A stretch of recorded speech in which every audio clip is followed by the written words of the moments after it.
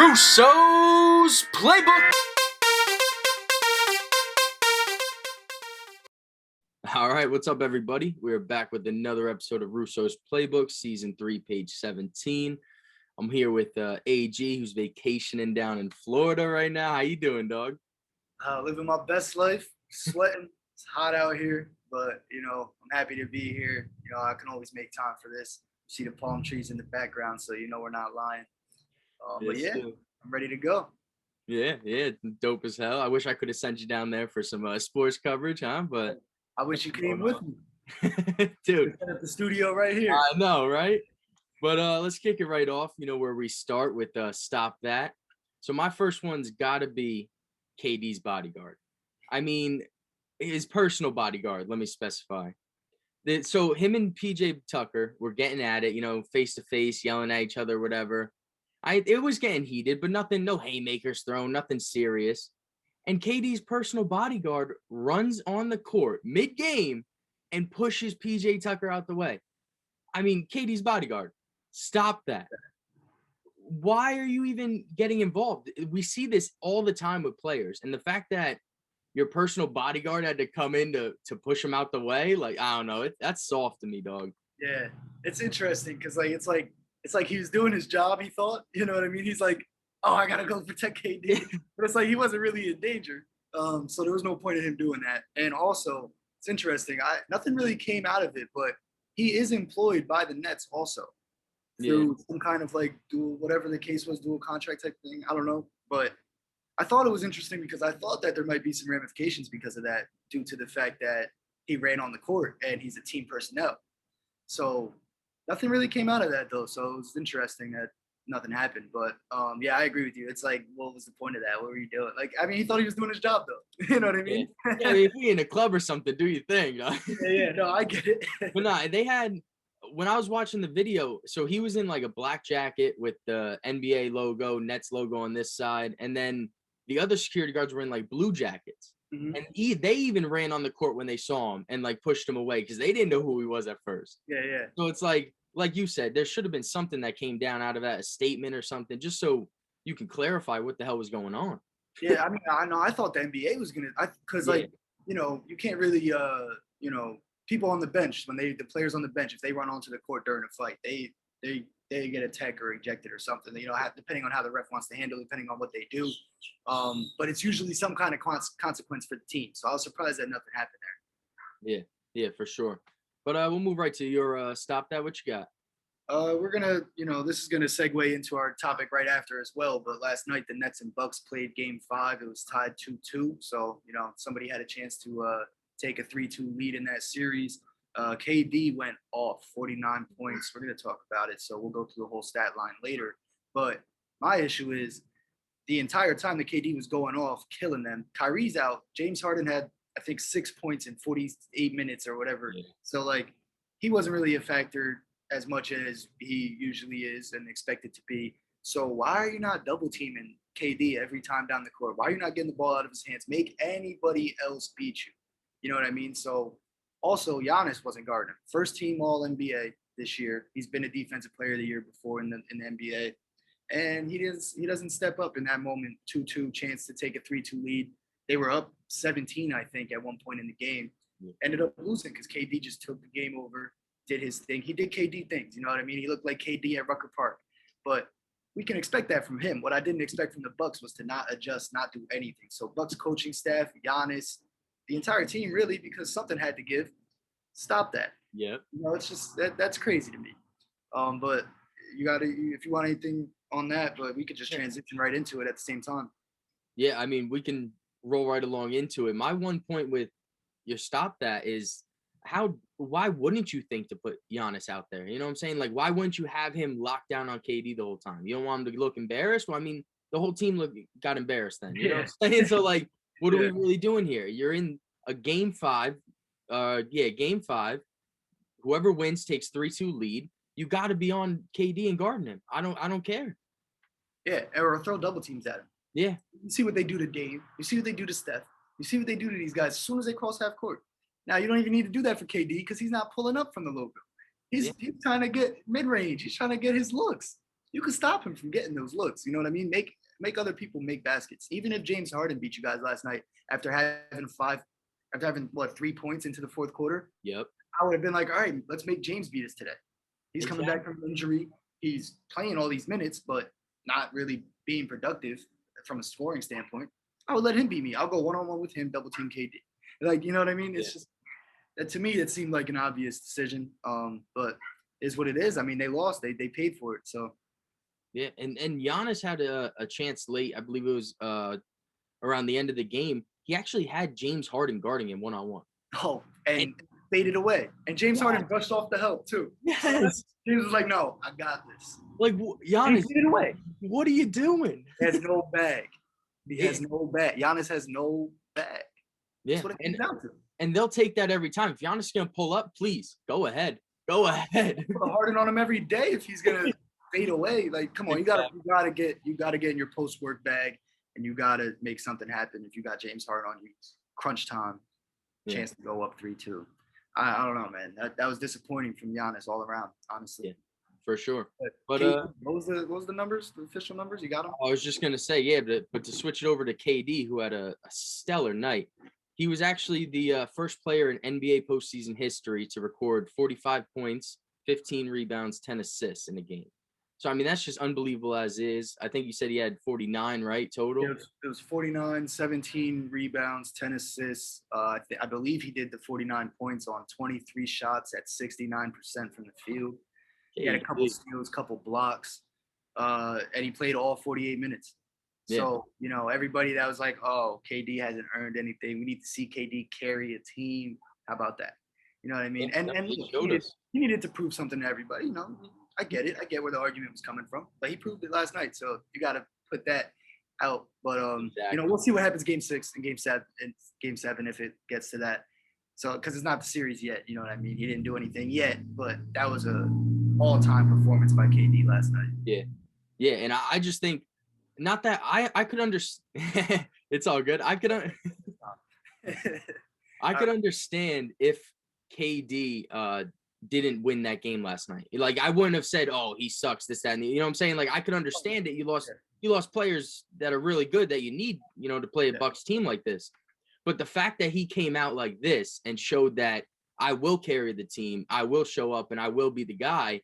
I mean, truthfully, I think he just propelled number 1 in the league for sure. Like, I mean, Ron pretty much passed the torch on Twitter last night too. Yeah. So I think he's anointed now, and I think he moved right into that spot. And good for him, dog, because he should get that credit. Yeah, definitely. I agree. Yeah, but let's move on to another basketball series. We had the Suns sweeping the Nuggets 4-0. I mean, it's all good and everything until news comes out this morning. Chris Paul is going into health and safety protocols for COVID. Yeah. So it was awesome to see. Now it ain't a good look. You definitely need him back. You can't catch a break, man. He finally makes it to the conference finals. I think he went with the Clippers once, but he finally made it to conference finals, and now this happens. But the thing is, if the Clippers series goes to 7, he'll have a chance to be back possibly by game 1, I think. But if anything, as long as everything works out well, it's not like he's going to be out for the entire series. Yeah. So, I don't know what the situation is. I don't know if he has COVID or if he was a close contact or what the case is, but it's definitely a developing story. So we'll see how that goes. Yeah, for sure. But I mean, in other news, they did look amazing. I mean, they look like the team to beat in the West for sure. Yeah, if Chris Paul can play, they're my favorites. I said it last week. Yeah. I'm not gonna change that yet based on this because I don't know enough yet if he's gonna be available or not when the time comes. So I'll still rock with the Suns for now at least. Yeah, we rooting for him. But another team that I was kind of rooting for, the Jazz versus Clippers. I mean, they're tied 2-2 right now. Jazz were up 2-0, I believe, right? And the Clippers just come back again. Same thing they did with the Mavericks, doing it again against the Jazz. It's fun to see. Gets it competitive. Someone on Twitter said Kawhi down 0-2 in the playoffs might be the most dangerous basketball player ever. Did it with the Raptors. Yeah. Did it a couple years ago. Now he's done it 2 series straight here. So Yeah, Kawhi just he doesn't like losing. Obviously, he goes robot mode. You know, and he's like must win He game, just turns it on. must win game, can't go down 3-0. So, but Kawhi's out Ooh, tonight. it can't turn it And on if you're out. yeah, exactly. He's out tonight and potentially for the series, they said. So we'll see. That's developing as well. That just came out this morning right before we hopped on. So that's interesting, man. If CP3 can't play and Kawhi can't play, they're basically giving the Jazz the West. You know what I mean? Yeah, yeah, for sure. That's two tough losses for two good teams that definitely can get to the finals if they're healthy. Exactly. Yeah. So we'll see how those things go. I mean, they're both developing. Both just came out about an hour before we got on. So we'll see what happens. I'm sure we'll keep you guys updated on our Twitter and Instagram, stuff like that at Russo's Playbook. Yes, sir. And then let's move into the last series going on, the 76ers versus the Hawks, tied 2-2 right now. It's a good series. I'm enjoying this a lot. Very competitive for the most part. I mean, as long as 76ers, Joel Embiid stay healthy and play, I think they'll take the series at the end. But if the Hawks are still up there, they're still playing. Yeah, Hawks are really, really young, man, but they're a really exciting team. And I think that I agree with you. I think the Sixers will pull this series out, but the Hawks are here to stay in terms of like the next couple years. They're so young. They're very well put together. A couple more improvements, and they will be a real problem in this league. Yeah, yeah, for sure. But let's touch on some MLB news. I had the Yankees I want to get into. I know we'll touch on it a little bit more in Deep to Right, our baseball show that's going to be dropping tomorrow morning with me and John. But I mean, just to touch on right now, the Yankees, they won last night, about damn time. But it's been a while. They are losing. They're streaky. It's not going well. A lot of fans aren't liking it. I know Brian Cashman, Aaron Boone aren't happy. And I'm just thinking there's gonna need to be changes soon. Like you can't go this whole season, and even if you go the whole season, you gotta make changes at the end because you can't make playoffs the way you are. You're fourth in the AL. You got the Blue Jays, Red Sox ahead of you, and Tampa Bay Rays, and the Rays are the hottest team in the league right now. So I mean, you can't pile up these losses all the time. And like I said, with something needing to change, what are you really going to change? Because if you fire Aaron Boone, well, the analytics and Brian Cashman have been telling Aaron Boone what to do since day one. So you're going to fire him off of the steps you told him to take? That doesn't make no sense. Stop that. Yeah, stop that. Then you got Brian Cashman. He's basically a second son to the Steinbrenners. So it's like you don't want to fire him. He's family, basically. So then the last thing I think of, all right, so switch up your analytics. Well, that's not changing because they don't they love them shits for some reason. So I don't know what's gonna go, but something has to go. Yeah, something has to give. It seems like. Yeah. I mean, it looks like it's going to be the guy they're thinking about firing. Aaron Boone. Yeah, Aaron Boone. Guy. And that's something like that. And you're right though, because he really has structured the team the way that they kind of wanted it to go. It's just not working. I guess not really his fault. He's following. I mean, from what we know, he doesn't do much. He doesn't make the lineup. He doesn't make the batting order. He doesn't tell you who plays when, who plays here. Like that's all analytics and Brian Cashman. So it's like the fact that you're telling him every single step to take, and now he's gonna be the scapegoat for your trash season. I don't know, man. Something. I feel like it happens often like that too, though. There's always a scapegoat. Somebody's always gonna take the knife. You know what I mean? So might be him this time around. Yeah. And then we'll touch on some NFL news as well. Just some minicamp no-shows I thought were pretty interesting. So Stephon Gilmore, the Patriots, he's a no-show right now, contract issues. I truthfully think he's going to be traded either before the season starts or mid-season. But even last year is rumored he might get traded. And now I just think he wants a bigger deal. He's top corner in the league. He had one injury kind of season last year, but with COVID as well. So, I mean, that's interesting, man. I think he eventually will get traded before the season starts. Yeah. Don't really have anything to add there. I mean, it's interesting that the Patriots haven't been, taking care of him as he wants after that season he had 2 years ago, Defensive Player of the Year. Yeah. NFL as a corner, which is like unheard of in a way. But yeah, it's interesting. I mean, we'll see what happens with that. See if they either work something out or trade him, like you said. Yeah. Yeah, and then another cornerback, Xavier Howard, in the same division with the Dolphins.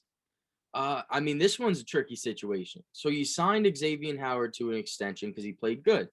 But then the season after that, you signed Byron Jones to an even more ludicrous contract above his. So now you're saying, all right, our number one homegrown guy, we're going to bring in a free agent guy and pay him more.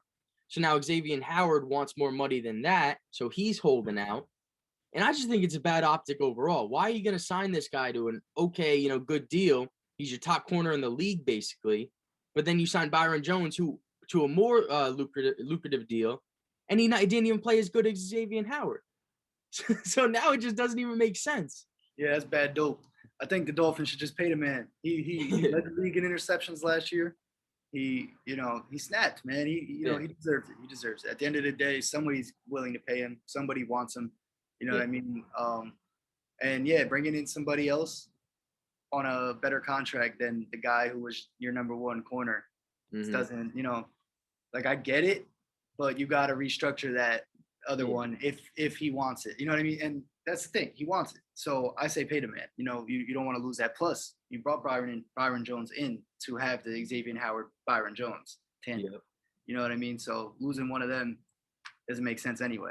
It kind of messes that whole You're just back to square, because if you lose Xavier Howard, now you're just back to square one. You got your one main guy and you're paying more now. Yeah. So it doesn't make sense. And also the problem with that is if you kept Byron Jones, got rid of Xavier Howard, well, now you got the lesser cornerback. That's what I'm saying. Yeah. Yeah. So like you're back at square one. You got a little bit of a drop off and you're paying more money. Yeah. You might as well just pay them more money and keep both of your guys. Exactly. And the last one I wanted to touch on, Chandler Jones for the Cardinals. He's sitting out, wants a new deal done. And I just find this interesting because the Cardinals brought in J.J. Watt to pair him with Chandler Jones. They could be a pass rushing tandem and go at it together. Yeah. Well, that don't work if Chandler Jones don't show up. So, I mean, he's been your best pass rusher for the most part. I know he's had some injuries here and there, but for the most part, you need that. So you might as well pay him, get that out the way, and have him secured for him and J.J. Watt for at least this season. Yeah, no, I agree. I mean, we all were looking forward to seeing that. Everybody except the quarterbacks in the NFC West loved it. But we're not seeing we might not see them together. And it's another case of like, yo, pay the man. You brought in another guy in the position for a 1-2 punch. Pay the man. You know what I mean? Exactly. I mean, he's there and he snapped. It's not like he's, falling off or anything. He's been having great seasons for them. So, I agree there. Yeah, and like you said, you bring him in to be a 1-2 punch. So why are you making it harder to do that? You got to keep the 1-2 punch together, man. That's what I'm saying. But that'll wrap up this show. You can you catch it on YouTube, Apple Podcasts, Spotify. You can read up on our blogs and catch up on the episodes at russosplaybook.com. Social medias are at Russo's Playbook, AG400. It's AG400 on Twitter. There you go. ITS AG400. Yes, sir. AG400 was taken, so I had to go with it's 400. But that's all I got. We'll be back in the studio next week. Yes, sir. Russo's there. I'll be back next week. Yes, sir. We'll catch y'all then.